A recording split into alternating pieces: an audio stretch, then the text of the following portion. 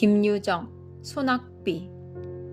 음산한 검은 구름이 하늘에 뭉게뭉게 모여드는 것이 금시라도 비 한 줄기 할 듯 하면서도 여전히 짓궂은 햇발은 겹겹 산속에 묻힌 외진 마을을 통째로 자실 듯이 달구고 있었다. 이따금 생각나는 듯 삶에 들린 바람은 논밭간의 나무들을 뒤흔들며 미쳐 날뛰었다. 매 밖으로 농군들을 멀리 품앗이로 내보낸 안말의 공기는 쓸쓸하였다. 다만 맷맷한 미루나무 숲에서 거칠어가는 농촌을 읊는 듯 매미의 애끓는 노래. 맴. 춘우는 자기 집, 올봄에 5원을 주고 사서 든 묵삭은 오막살이 집. 방 문턱에 걸터 앉아서 바른 주먹으로 턱을 보이고는 봉당에서 저녁으로 때울 감자를 씻고 있는 아내를 노려보고 있었다. 그는 사나흘 밤이나 눈을 안 붙이고 성화를 하는 바람에 농사에 골이 삭은 그의 얼굴은 더욱 해쓱하였다. 아내에게 다시 한번 졸라보았다. 그러나 위협하는 어조로 이봐, 그래, 어떻게 돈 2원만 안 해줄 테요? 아내는 역시 대답이 없었다. 갓 잡아온 새댁 모양으로 씻는 감자나 씻을 뿐 잠자코 있었다. 되나 안 되나 좌우간 이렇다 말이 없으니 춘호는 우라가 터져 죽을 지경이었다. 그는 타곳에서 떠돌아 온 몸이라 자기를 믿고 장리를 주는 사람도 없고 또는 그 알량한 집을 팔려 해도 단 2, 3원의 작자도 내닫지 않으므로 앞뒤가 꼭 막혔다마는 그래도 아내는 나이 젊고 얼굴 똑똑하겄다. 돈 2원쯤이야 어떻게라도 될 수 있겠기에 묻는 것인데 들은 채도 안 하니 괘씸한 듯 싶었다. 그는 배를 튀기며 다시 한번 돈 좀 안 해줄 테에? 하고 소리를 빽 질렀다. 그러나 대꾸는 역시 없었다. 춘호는 녹이 충천하여 불현듯 문지방을 떠다밀며 벌떡 일어섰다. 눈을 홉뜨고 벽에 기대인 지게 막대를 손에 잡자 아내의 옆으로 바람같이 달겨들었다. 이년아, 기집 쫓아는 게 뭐여? 남편의 근심도 덜어주어야지 끼고 자자는 기집이여? 지게 막대는 아내의 연한 허리를 모질게 후렸다. 까부라지는 비명은 모지락슬이 찌그러진 울타리를 벗어나간다. 잼쳐 지게 막대는 앉은 채 고꾸라진 아내의 발 뒤축을 얼러 볼기를 내리갈겼다. 이년아, 내가 언제부터 너에게 조르는 게여? 범같이 호통을 치며 남편이 지게 막대를 공중으로 다시 올리며 모지름을 쓸 때 아내는 에구머니! 하고 외마디를 질렀다. 연하여 몸을 뒤치자 거반 엎어진 듯이 쌀이문 밖으로 내달렸다. 얼굴에 눈물이 흐른 채 황그리는 걸음으로 문 앞의 언덕을 내리어 개울을 건너고 맞은 쪽에 뚫린 콩밭길로 들어섰다. 네가 날 피하면 어딜 갈 테여? 발길을 막는 듯한 의미 있는 호령에 달아나던 아내는 다리가 멈칫하였다. 그는 고개를 돌려 쌀이문 안에 아직도 지게막대를 들고 섰는 남편을 바라보았다. 어른에게 쥐진 어린애같이 입만 종깃종깃하다가 남편이 뛰어나올까 겁이 나서 겨우 입을 열었다. 쇠돌엄마 집에 좀 다녀올게요. 쭈뼛쭈뼛 변명을 하고는 가던 길을 다시 횡하니 내걸었다. 아내라고 요새 돈이 2원이 금시로 필요함을 모르는 바도 아니었지만 그의 자격으로나 노동으로나 돈 2원이란 감히 땅띵도 못해볼 형편이었다. 버리래야 하잘 것 없는 것. 아침에 일어나기가 무섭게 남에게 뒤질까 영산이 올라 산으로 빼는 것이었다. 조그만 종댕이를 허리에 달고 거한 산중에 드문드문 박혀있는 도라지, 더덕을 찾아가는 일이었다. 깊은 산속으로 우중충한 돌 틈바귀로 잔약한 몸으로 맨발에 집신짝을 끌며 가파른 산등을 타고 돌려면 젖먹던 힘까지 녹아내리는 듯 진땀이 머리로부터 발끝까지 흘러내린다. 아랫도리를 단 외겹으로 두른 낡은 치맛자락은 다리로, 허리로 척척 엉겨 걸음을 방해하였다. 땀에 부른 종아리는 거친 숲에 긁혀매어 그 쓰라림이 말이 아니다. 게다가 무거운 흙내는 숨이 탁탁 막히도록 가슴을 찌른다. 그러나 삶에 발버둥치는 순진한 그의 머리는 아무 불평도 일지 않았다. 가물에 콩나기로 어쩌다 도라지순이라도 어지러운 숲속에 하나 둘 뾰족이 뻗어오른 것을 보면 그는 그래도 기쁨에 넘치는 미소를 띄었다. 때로는 바위로 기어올랐다. 정히 못 기어오를 그런 험한 곳이면 칡덩굴에 매달리기도 하는 것이었다. 떼국에 전 무명적삼은 벗어서 허리춤에다 꾹 찌르고는 호랑이 숲이라 이름난 강원도 산골에 매달려 길을 쓰고 허비적거린다. 골바람은 지날 적마다 알몸을 두른 치맛자락을 공중으로 날린다. 그제마다 검붉은 볼깃짝을 사양없이 내보이는 칡덩굴이 그를 본다면 배를 움켜쥐어도 다 못 볼 것이다마는 다행히 그윽한 산골이라 그 꼴을 비웃는 놈은 뻐꾸기 뿐이었다. 이리하여 해동갑으로 해가를 하고 나면 캐어 모은 도라지 더덕은 얼러 사발가웃 혹은 두어 사발 남짓 하게 되는 것이다. 그러면 동리로 내려와 주막거리에 가서 그걸 내주고 보리쌀과 사발 바꿈을 하였다. 그러나 요즘엔 그나마도 철이 겨워 소출이 없다. 그 대신 남의 보리방아를 온종일 찧어주고 보리밥 그릇이나 얻어다가는 집으로 돌아와 농토를 못 얻어 뻔뻔히 노는 남편과 같이 나누는 것이 그날 하루하루의 생활이었다. 그러고 보니 돈 2원커녕 당장 목을 딴 데도 피가 나올지 의문이었다. 만약 돈 2원을 돌린다면 아는 집에서 보리라도 구워 파는 수밖에는 다른 도리가 없다. 그리고 온 동리의 아낙네들이 치맛바람에 팔자 고쳤다고 쑥덕거리며 은근히 시세우는 쇠돌엄마가 아니고는 노는 벌이를 가진 사람이 없다. 그런데 도둑이 제발저리다고 그는 자기 꼴 주제에 재물에 눌려서 호사로운 쇠돌엄마에게는 죽어도 가고 싶지 않았다. 쇠돌엄마도 처음에야 자기와 같이 천한 농부의 계집이련만 어쩌다 하늘이 도와 동리의 부자 양반 이주사와 은근히 배가 맞은 뒤로는 얼굴도 모양내고 오치장도 하고 밥 걱정도 안 하고 하여 아주 금방석에 뒹구는 팔자가 되었다. 그리고 새돌아버지도 이게 웬 땡이냔 듯이 아내를 내어놓은 채 눈을 살짝 감아버리고 이주사에게서 나는 옷이나 입고 주는 쌀이나 먹고 연년이 신통치 못한 자기 농사에는 한 손을 떼고 희자를 뽑는 것이 아닌가. 사실 말인즉 추노처가 쇠돌엄마에게 죽어도 아니 가려는 그 속가닥은 정작 여기 있었다. 바로 지난 늦은 봄, 달이 뚫어지게 밝은 어느 밤이었다. 추노가 보름 개추를 보러 산모퉁이로 나간 것이 이슥하여도 돌아오지 않으므로 집에서 기다리던 아내가 인젠 자고 오려나 생각하고는 막 들어누워 잠이 들려니까 웬 난데없는 황소 같은 놈이 뛰어들었다. 허둥지둥 추노철을 마구 깔다가 놀라서 으악 소리를 치는 바람에 그냥 달아난 일이 있었다.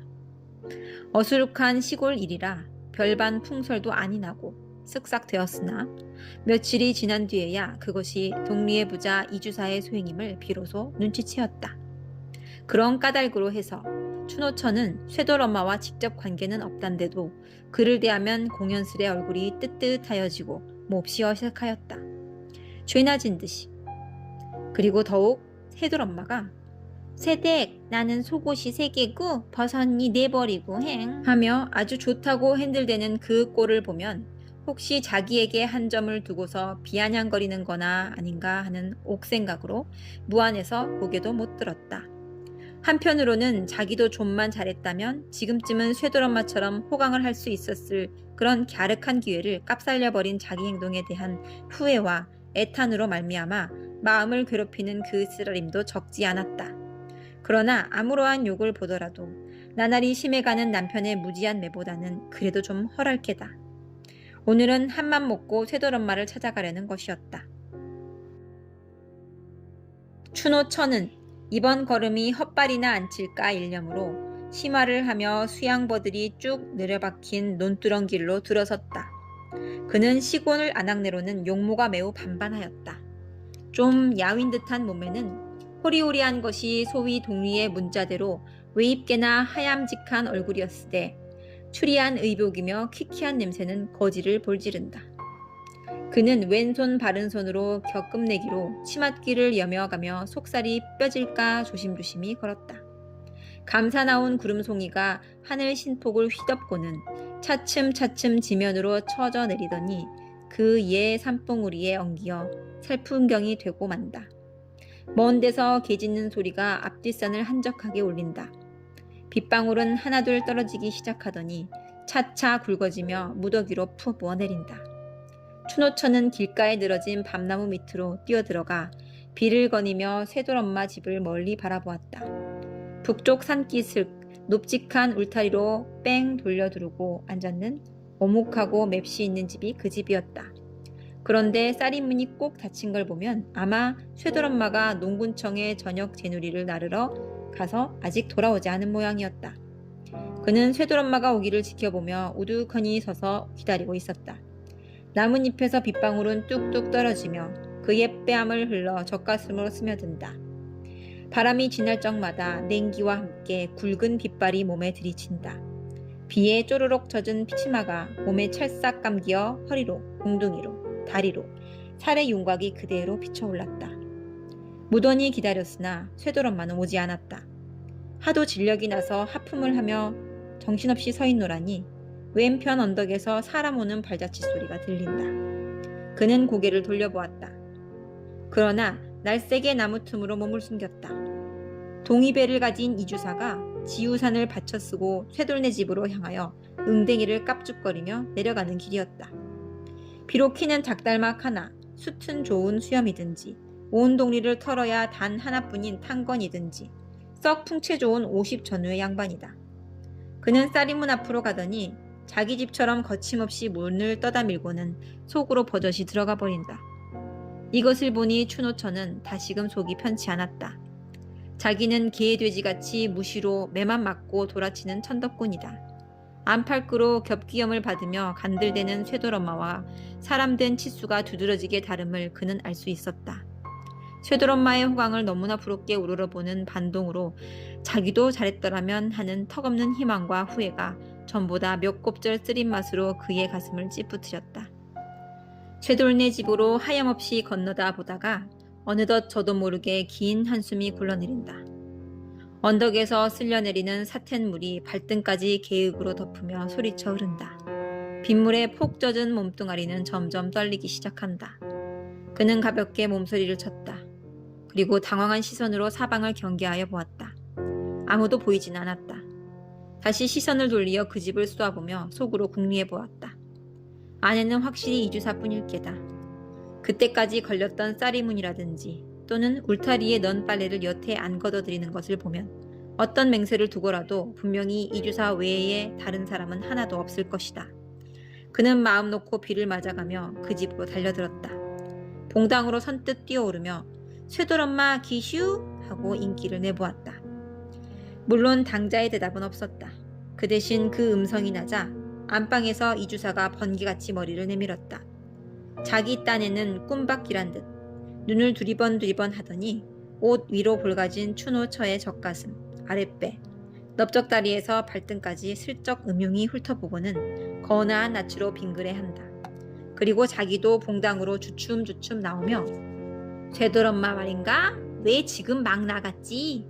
곧 온댔으니 안방에 좀 들어가 기다렸으면 하고 매우 일이 딱한 듯이 얼음얼음한다. 이 비에 어딜 갔어요? 지금 요 밖에 좀 나갔지. 그러나 곧 올걸? 있는 줄 알고 왔는디. 춘호천은 이렇게 혼잣말로 낙심하여 섭섭한 낯으로 머뭇머뭇하다가 그냥 돌아갈 듯이 봉당 아래로 내려섰다. 이주사를 쳐다보며 물차는 제비같이 산들어지게 그럼 요담에 오겠어요. 안녕히 계시오. 하고 작별의 인사를 올린다.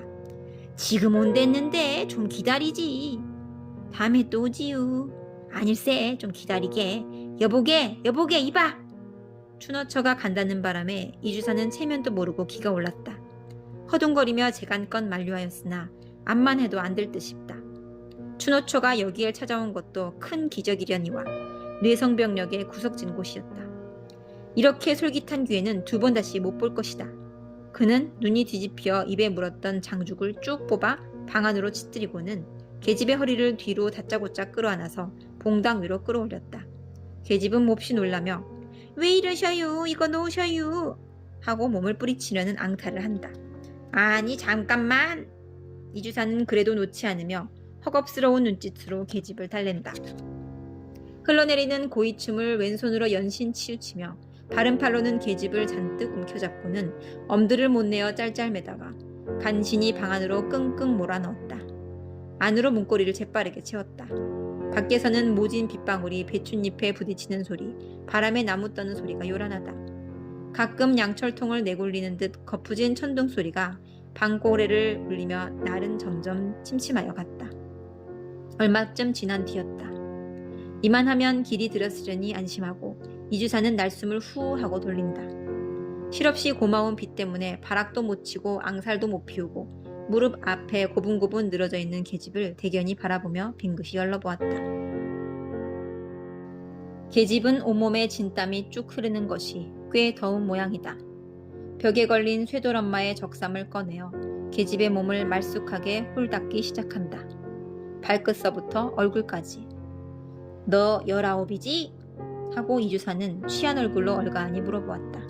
예 하고 매떨어진 대답. 계집은 이주사 손에 눌려 일어나지도 못하고 죽은 듯이 가만히 누워있다. 이주사는 계집의 몸을 다 씻고 나서 한숨을 내뿜으며 담배 한 대를 턱 피워 물었다. 그래 요새도 서방에게 주리경을 치느냐? 하고 묻다가 아무 대답도 없음에 뭔 그래서야 어떻게 산단 말이냐? 하루 이틀이 아니고 사람의 일이란 알 수가 있는 거냐? 그러다 혹시 맞아 죽으면 정장 하나 해볼 곳 없는 거야. 허니 네 명이 아까우면 덮어놓고 민족을 가르는 게 낫겠지. 하고 계집의 신변을 위하여 연멸을 맞이 않다가 번뜩 한 가지 궁금한 것이 있었다. 너 참 아이 낳았다가 죽었다구나? 예. 어디 난 듯이나 싶으냐? 계집은 얼굴이 홍당무가 되어 아무 말 못하고 고개를 외면하였다. 이주사도 그까짓것 더 묻지 않았다. 그런데 웬 녀석의 냄새인지 무생채 썩는 듯한 시커무레한 악취가 불시로 코청을 찌르니 눈살을 찌푸리지 않을 수 없다. 처음에야 그런 줄은 도통 몰랐더니 알고 보니까 비위가 조이 역하였다. 그는 빨고 있는 담배통으로 계집의 배꼽깨를 똑똑히 가리키며 예, 이 살의 떼꼽 좀 봐라. 그래 물이 흔한데 이것 좀 못 씻는단 말이야. 하고 모처럼의 기분을 상한 것이 앵하단 듯이 꺼림한 기색으로 혀를 찼다. 하지만 계집이 참다 이내 무안에 못 이겨 일어나 치마를 입으려 하니 그는 역정을 벌컥 내었다. 옷을 빼앗아 구석으로 내동댕이를 치고는 다시 그 자리에 꿇어앉혔다. 그리고 자기 딸이나 택하듯이 아주 대범하게 꾸집었다. 왜 그리 계집이 달망대니? 좀 듬직치가 못하고. 추노처가 그 집을 나선 것은 들어간 지 약 1시간 만이었다. 비가 여전히 쭉쭉 내린다. 그는 진땀을 있는 대로 흠뻑 쏟고 나왔다. 그러나 의외로 아니 천행으로 오늘 일은 성공이었다. 그는 몸을 초치며 생긋하였다. 그런 모욕과 수치는 난생 처음 당하는 봉변으로 지랄 중에도 몹쓸 지랄이었으나 성공은 성공이었다. 복을 받으려면 반드시 고생이 따르는 법이니 이까짓 거야 골백번 당한데도 남편에게 매나 안 맞고 의좋게 살 수만 있다면 그는 사양치 않을 것이다. 이주사를 하늘같이 은인같이 여겼다. 남편에게 부쳐먹을 농토를 줄 테니 자기의 첩이되라는 그 말도 죄송하였으나 더욱이 돈 2원을 줄 테니 내일 이맘때 쇠돌네 집에서 넌지시 만나자는 그 말은 무엇보다도 고마웠고 벅찬 짐이나 푼 듯 마음이 홀가분하였다.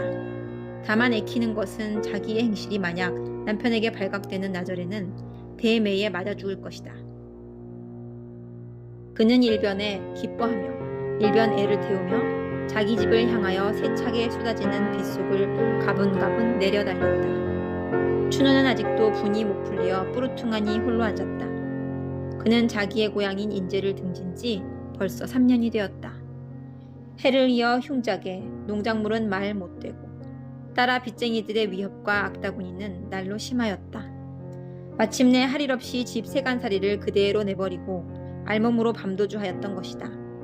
살기 좋은 곳을 찾는다고 나이 어린 아내의 손목을 끌고 이산저산을 넘어 표랑하였다. 그러나 우정 찾아든 곳이 고작 이 마을이나 산속은 역시 일반이다. 어느 산골을 가 호미를 잡아보아도 정은 조그만치도 안 붙었고 거기에는 오직 쌀쌀한 불안과 굶주림이 품을 벌려 그를 맞을 뿐이었다. 터무니없다 하여 농토를 안 준다. 일구멍이 없음에 품을 못 판다. 밥이 없다. 결국에 그는 피폐하여 가는 농민 사이를 감도는 엉뚱한 툭심에 몸이 달떴다. 요사이 며칠 동안을 두고 요 너머 뒷산 속에서 밤마다 큰 노름판이 벌어지는 기미를 알았다. 그는 자기도 한몫 보려고 끼룩거렸으나 좀채 미천을 만들 수가 없었다. 이원. 수나 좋아서 이 이원이 조화만 잘 한다면 금시 발목이 못 된다고 누가 단언할 수 있으랴. 30-40원 따서 동리의 빚이나 대충 가리고 옷 한 벌 지어 입고는 진절이 나는 이상코를 떠나려는 것이 그의 배포였다.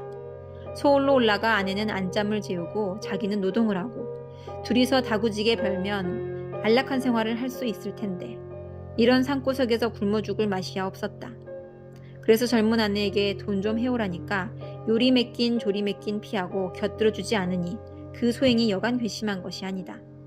아내가 물에 빠진 생쥐꼴을 하고 집으로 달려들자 미처 입도 벌리기 전에 남편은 이를 악물고 주먹뺨을 냅다 붙인다.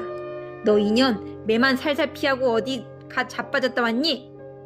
볼치 한 대를 얻어맞고 아내는 오기가 걸리어 벙벙하였다. 그래도 직성이 못 풀려 남편이 다시 매를 손에 잡으려 하니 아내는 질겁을 하여 살려달라고 두 손으로 빌며 개신개신 입을 열었다. 내일 대유 내일 돈 내일 대유 하며 돈이 변통됨을 삼가 아르는 그의 음성은 절반이 울음이었다. 남편이 반신반의하여 눈을 지긋하다가 내일? 하고 목중을 돋았다. 네 내일 된다유. 꼭 돼요? 네 내일 된다유. 남편은 시골 물정에 능통하니 많지 난데없는 돈 이원이 어디서 어떻게 되는 것까지는 추궁에 물으려 하지 않았다. 그는 저기 안심한 얼굴로 방문턱에 걸터 앉으며 담뱃대에 불을 그었다. 그제야 비로소 아내도 마음을 놓고 감자를 삶으러 부엌으로 들어가려 하니 남편이 곁으로 걸어오며 측은한 듯이 말리었다. 병나 방에 들어가 어여 옷이나 말리어 감자는 내가 삶을게. 먹물같이 짙은 밤이 내렸다. 비는 더욱 소리를 치며 앙상한 그들의 방벽을 앞뒤로 울린다. 천장에서 비는 새지 않으나 집 지은 지가 오래되어 고래가 물러앉다시피 된 방이라 도배를 못한 방바닥에는 물이 스며들어 귀죽죽하다. 거기다 거적 두인만 덩그렇게 깔아놓은 것이 그들의 침소였다. 석유불은 없어 캄캄한 바로 지옥이다. 벼루기는 사방에서 마냥 스물거린다. 그러나 등걸잠에 익달한 그들은 천연덕스럽게 나란히 누워 줄기차게 퍼붓는 밤비 소리를 귀담아 듣고 있었다. 가난으로 인하여 부부간의 애틋한 정을 모르고 나날이 매질로 불평과 원한 중에서 복대기는 그들도 이 밤에는 불시로 화목하였다. 단지 남편의 품에 든 돈 2원을 꿈꾸어 보고도 서울 언제 갈라요? 남편의 왼팔을 베고 누웠던 아내가 남편을 향하여 응석 비슷이 물어보았다. 그는 남편에게 서울의 화려한 거리며 후한 인심에 대하여 여러 번 들은 바 있어 일상 안타까운 마음으로 몽상은 하여 보았으나 실치 구경은 못하였다. 얼른 이 고생을 벗어나 살기 좋은 서울로 가고 싶은 생각이 간절하였다. 곧 가게 되겠지. 빚만 좀 없어도 거뜬하련만. 빚은 낭종 죄더라도 얼핀 값세다유. 염려 없어. 이달 안으로 꼭 가게 될 거니까. 남편은 썩 쾌히 승낙하였다. 따는 그는 동리에서 일컬어주는 질꾼으로 투전장의 갑옷쯤은 시루에서 콩나물 뽑듯 하는 능수였다. 내일 밤 2원을 가지고 벼락같이 노름판에 달려가서 있는 돈이란 깡그리 모집어 올 생각을 하니 그는 은근히 기뻤다. 그리고 교묘한 자신의 손재간을 홀로 뽐내었다. 이번에 서울 처음이지? 하며 그는 서울바람 좀 한번 쐬었다고 큰 채를 하며 팔로 아내의 머리를 흔들어 물어보았다. 성미가 워낙 겁겁한지라 지금부터 서울 갈 준비를 착착 하고 싶었다. 그가 제일 걱정되는 것은 둔 구석에서 놔 자라먹은 아내를 데리고 가면 서울 사람에게 놀림도 받을 게고 거리끼는 일이 많을 듯 싶었다. 그래서 서울 가면 꼭 지켜야 할 필수 조건을 아내에게 일일이 설명치 않을 수 없었다. 첫째, 사투리에 대한 주의부터 시작되었다. 농민이 서울 사람에게 꼬라리라는 별명으로 감 잡히는 이유는 무엇보다도 사투리에 있을지니 사투리는 쓰지 말며 합세를 하십니까로 하게 유를 하오로 고치되 말끝을 들지 말지라. 또 거리에서 어릿어릿하는 것은 내가 시골뜨기요 하는 얼뜬짓이니 갈 길은 제게 가고 볼 눈은 또릿또릿이 볼지라 하는 것들이었다. 아내는 그 끔찍한 설교를 귀담아 들으며 모기 소리로 네네를 하였다. 남편은 2시간가량을 쉴 새 없이 꼼꼼하게 주의를 다져놓고는 서울의 풍습이며 생활방침 등을 자기의 의견대로 그럴싸하게 이야기하여 오다가 말끝이 어느덧 화장술에 이르게 되었다. 시골 여자가 서울에 가서 안잠을 잘 자주면 몇 해 후에는 집까지 얻어갖는 수가 있는데 거기에는 얼굴이 예뻐야 한다는 소문을 일찍 들은 바 있어 하는 소리였다. 그래서 날마다 기름도 바르고 분도 바르고 버선도 신고 해서 주인 마음에 썩 들어야. 한참 신바람이 올라 주워 섬기다가 옆에서 새근새근 소리가 들리므로 고개를 돌려보니 아내는 이미 오라져 잠이 깊었다. 이런 망할 거 남 말하는데 자빠져 잔담. 남편은 혼자 중얼거리며 바른 팔을 들어 이마 위로 흐트러진 아내의 머리카락을 뒤로 쓰다마 넘긴다. 세상에 귀한 것은 자기 아내, 명색이 남편이며 이날까지 옷 한 벌 변변히 못해 입히고 고생만 지시킨 그 죄가 너무나 큰 듯 가슴이 뻐근하였다. 그는 왁살스러운 팔로 아내의 허리를 꼭 껴안아 자기의 앞으로 바트기 끌어당겼다. 밤새도록 줄기차게 내리던 빗소리가 아침에 이르러서야 겨우 그치고 점심때에는 생기로운 볕까지 들었다. 쿨렁쿨렁 눈물 나는 소리는 요란히 들린다. 시내에서 고기 잡은 아이들의 고함이며 농부들의 희희낙락한 미나리도 기운차게 들린다. 비는 추노의 근심도 씻어간 듯 오늘은 그에게도 즐거운 빛이 보였다. 저녁 제누리 때 되었을걸. 얼른 빚고 가봐. 그는 갈증이 나서 아내를 대고 재촉하였다. 아직 멀었어요. 뭘? 아내는 남편의 말대로 벌써부터 머리를 빗고 앉았으나 원체 달포나하니 가리어 헝클어진 머리가 시간이 꽤 걸렸다. 그는 호랑이 같은 남편과 오랜만에 정다운 정을 바꾸어 보니 근래에 볼 수 없는 화색이 얼굴에 돌았다. 어느 때에는 매적하게 생글생글 웃어도 보았다. 아내가 꼼지락거리는 것이 보기에 퍽이나 갑갑하였다. 남편은 아내 손에서 얼레빗을 쑥 뽑아들고는 시원술에 쭉쭉 내리비낀다. 다 비낀 뒤 옆에 놓인 밥사발의 물을 손바닥에 연신 칠해가며 머리에다 번지르하게 발라놓았다. 그래놓고 위서부터 머리칼을 재워가며 맵시 있게 쪽을 딱 찔러주더니 오늘 아침에 한사코 공을 들여 삼아놓았던 집신을 아내의 발에 신기고 주먹으로 자근자근 골을 내주었다. 인제 가봐 하다가 바로 곧와 응? 하고 남편은 그 이원을 고지 받고자 손색 없도록 실패 없도록 아내를 모양내 보냈다.